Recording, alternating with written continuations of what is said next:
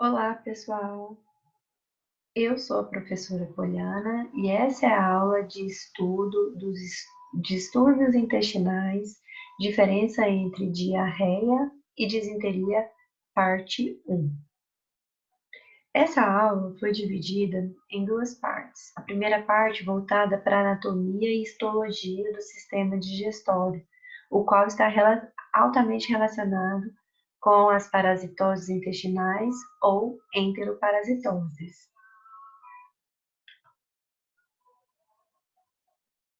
Bom, para falar a respeito do sistema digestório, nós podemos considerá-lo em duas partes. Uma primeira parte, que é tratada como trato gastrointestinal superior, que vai desde a boca ou cavidade oral até o final do estômago, e o trato gastrointestinal inferior, que considera os intestinos delgado e grosso. Nós vimos que o intestino delgado, ele parte desde o esfíncter pilórico do estômago até a válvula iliocecal, lá no intestino grosso. Ele tem aí mais ou menos 2,5 centímetros de diâmetro e pode medir até 3 metros de comprimento. É dividido nas porções duodeno, jejuno e íleo, sendo duodeno a primeira parte, possui essa forma em C, a palavra duodeno se originando de du, que significa 12 dedos seguidos, que é o que confere mais ou menos o tamanho dessa porção. A segunda porção tem-se o jejuno, é aonde vai acontecer a maior absorção dos nutrientes. É aqui também que acontece a liberação do suco pancreático, do suco biliar ou bile e do suco entérico, que é produzido pelas células intestinais. E o íleo é a porção final do intestino delgado, que também vai promover a absorção. É importante lembrar que o intestino delgado promove a absorção de mais ou menos 90% dos nutrientes que são ingeridos, ou seja, é o principal local de absorção de nutrientes. Para o intestino grosso, nós observamos que ele é composto de 4 porções principais. O ceco é a primeira porção, depois nós temos o cólon, que vai ocupar maior parte do intestino grosso, seguido do reto e do ânus, que é o esfíncter que divide aí o ambiente interno do organismo com o ambiente externo. Sobre a histologia, o que a gente pode observar? Aqui, nessa primeira figura, é possível verificar que foi realizado um corte para mostrar o lúmen. O que é o lúmen? É o buraco, a cavidade do órgão, é chamada de lúmen. No lúmen do intestino delgado, então, nós observamos um epitélio. Esse epitélio, ele é altamente lábil. O que é isso? Capaz de realizar divisões mitóticas e, com isso, renovar os enterócitos, que são as células do intestino. Esse epitélio não é inervado e nem irrigado, então ele recebe essa inervação e irrigação. E a linfa mesmo, aqui representada em amarelo, através do tecido conjuntivo que está ali adjacente. Lembrando que aqui tem contato com os vasos do sistema porta-hepático.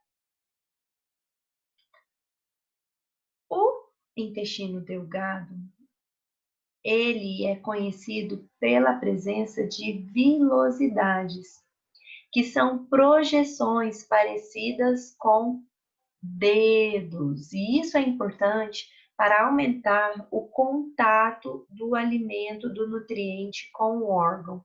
E assim, conferir o máximo de absorção desses nutrientes. Ele é constituído, conforme a gente pode ver aqui, ó, no aumento de uma projeção, é formada as criptas. E aí, no epitélio, nós observamos diferentes tipos de células. Essas células são basicamente, vamos começar por essa amarela aqui no alto da tela. É a célula de absorção, o enterócito. É ela que vai promover a absorção desses nutrientes. E ela possui aqui, ó, em uma das extremidades dela, a extremidade voltada para o lúmen, microvilosidades. Então, você tem o tecido fazendo vilosidades e as células desse tecido, desse epitélio, fazendo microvilosidades. Tudo isso na tentativa de aumentar ao máximo o contato com o nutriente e melhorar aí a absorção, a digestão e a absorção desse nutriente que foi ingerido. O segundo tipo de célula são as células caliciformes, representadas nessa imagem pela a figurinha aqui azul. Como vocês podem ver, tem a presença de um báculo. É nesse báculo que vai ficar presente o muco que vai ser lançado aí no lumen para lubrificar o órgão, para poder se envolver nesse alimento que está sendo processado. Terceiro tipo de células é essa última imagem aqui, parecida com a célula caliciforme, mas nós chamamos elas de células de Pané. As células de Pané, elas são células que secretam enzimas, isoenzimas bactericidas. E, além disso, promovem fagocitose. Esse controle enzimático é muito importante para poder controlar a microbiota local presente nesse órgão. E, além disso, a fagocitose está relacionada com a defesa do organismo, atuando aí também no sistema imunológico. E, por fim, nós temos a presença dessa célula alongadinha, verde, que são células granulares basais, também chamadas de células enteroendócrinas. Endócrinas porque ela vai fazer a secreção de 3 diferentes tipos de hormônios. A secretina, que é importante para inibir a secreção do suco gástrico lá no estômago e, ao mesmo tempo, estimular a secreção do suco pancreático no intestino. Segundo hormônio é a colicistoquinina. Esse hormônio é importante para poder também estimular a secreção do suco pancreático e do suco biliar ou bile, e, ao mesmo tempo, inibir o esvaziamento gástrico. E, por último, nós temos a presença do peptídeo inibitório gástrico, que é um hormônio que também vai prolongar ou deixar mais lento o esvaziamento gástrico e, ao mesmo tempo, aí, estimular a secreção de insulina. Isso tudo aqui é importante para prolongar a passagem do alimento no estômago e no intestino e, dessa forma, favorecer a digestão e a absorção dos nutrientes. No intestino delgado, além da liberação do suco pancreático e do suco biliar, também é realizada a secreção do suco entérico. É o suco liberado pelas células do intestino, os enterócitos. Nesse suco, vai ser possível encontrar água, muco e enzimas intestinais.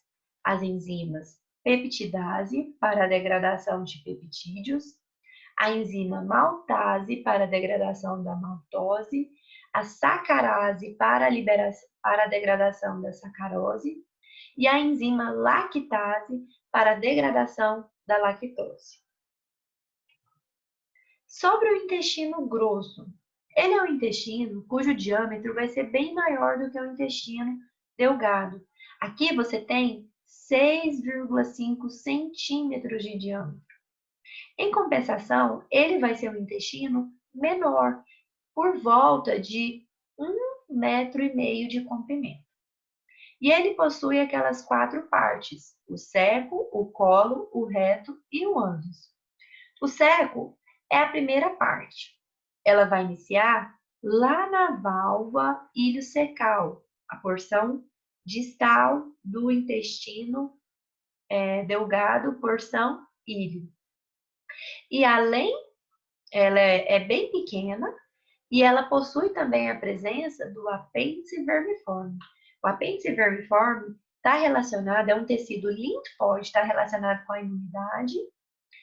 E quando o canal dele, às vezes, ele é obstruído por restos alimentares, ele pode ocasionar apendicite, que cursa aí com inflamação, febre, dor no quadrante inferior direito e muitas vezes precisa ser removido. A segunda parte do intestino delgado é o colo. Ele inicia aqui ó, de forma ascendente, com o colo ascendente, está presente do lado direito do corpo. Depois, próximo do fígado, ele faz a primeira flexura e atravessa para o lado esquerdo do corpo, através do colo transverso, fazendo uma nova flexura. Ele vai descer em sentido podálico, em direção aos pés, constituindo o colo descendente. E por fim, ele faz uma curva parecida com um S, que é onde a gente encontra o colo sigmoide. A terceira parte do intestino grosso é o reto. O reto inicia com o término do colo sigmoide, ele vai conter o canal anal e terminar no ânus, que é a quarta parte. O esfíncter anal é quem delimita a porção distal do sistema digestório. O intestino grosso está muito relacionado com a absorção de água e eletrólitos, como cloro ou sódio. 98% da água que é eliminada no lúmen do intestino grosso é reabsorvida nessa porção. O intestino grosso também possui um epitélio lábio, com presença de muitas células absorventes interócitos. Mas aqui no caso, elas vão se ater à absorção da água e de alguns eletrólitos. E além disso, das células caliciformes, conforme vocês podem observar aqui nessa imagem em azul. A célula colunar, com as microvilosidades, e as células caliciformes. Contudo, o intestino grosso, diferentemente do intestino delgado, não vai possuir as vilosidades, aquelas projeções em formas de dedo, que formam as criptas. Isso não é verificado aqui no intestino grosso. Além disso, o intestino grosso não possui a presença de enzimas. E o restante da digestão e absorção vai ser realizado por bactérias. Essas bactérias vão fazer fermentação de carboidratos e degradação de aminoácidos, sendo representadas aí principalmente pela Escherichia coli ou Escherichia coli e lactobacilos. Importante aqui nesse momento a gente diferenciar o alimento nessas etapas de digestão. Quando ele está passando lá no estômago, que é derramado o suco gástrico, o nome dele passa a ser quimo. Quando ele é ingerido, ele chama bolo alimentar. Quando ele chega no estômago, então ele passa a ser chamado de quimo. Quando ele vai para o intestino delgado e é liberado os sucos pancreático, biliar e entérico, ele passa a ser chamado de quilo. Daí a expressão, eu vou fazer o quilo. Porque após a formação do quilo, ele só vai precisar ter reabsorção de água no intestino grosso. E aí, após ficar cerca de 3 a 10 horas no intestino grosso, ele passa a ser chamado de bolo fecal. O bolo fecal é um sinônimo para fezes.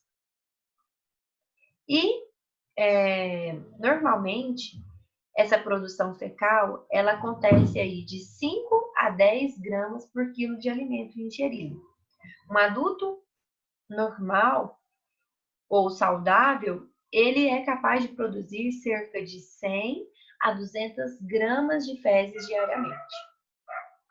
Então, a gente chega em uma parte da nossa aula em que a gente tem qual que é a quantidade normal diária de evacuações? Quando eu considero uma diarreia? Quando eu considero uma disenteria? Bom, diariamente, o normal é você ter 3 evacuações ou ter 3 evacuações em uma semana. Como vocês podem verificar, isso é variável. E Bristol criou uma tabela também para classificar aspectos relacionados com a hidratação, formato e cor das fezes, sendo que há 7 tipos diferentes de fezes de acordo com essas 3 características, sendo tipo 1 aquele menos hidratado, quando tem as fezes em forma de bolinha, por exemplo. E o 7º tipo será quando a gente tem as fezes mais líquidas, ou seja, aquosas, sem pedaços de sólidos. Então, a gente chega aí ao conceito de diarreia. A diarreia, ela se refere ao aumento do número de evacuações com consistência diminuída das fezes. Essa diarreia, ela pode ser aguda ou crônica, sendo importante aqui reforçar que a diarreia não é uma doença, ela é um sintoma. Sendo aguda quando ela acontece aí até mais ou menos 14 dias e crônica quando ela se prolonga aí por 3 a 4 semanas. E a disenteria? A disenteria também vai ser um aumento do número de evacuações com alteração da consistência. Ué, mas então o conceito de diarreia e disenteria é basicamente o mesmo. Ela também pode apresentar de forma aguda e de forma crônica. A partir daí, qual que é a diferença então? Isso é o que nós vamos ver na parte 2 dessa aula. Espero vocês lá!